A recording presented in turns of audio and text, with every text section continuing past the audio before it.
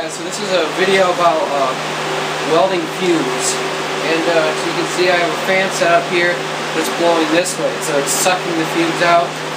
I'm going to be stick welding, and just showing you this is the cheapest way to get one of those expensive fume sucker outers, and basically it's just one of these cheap fans. You can find them at garage sales, pretty much any store, Sears or something, and you can find them Home Depot and thrift stores and stuff like that for really cheap. What I'm going to do is I'm going to run a bead here and see if you can see the gases being sucked away. So yeah, let's just do that, and I'll show you pretty much how it works.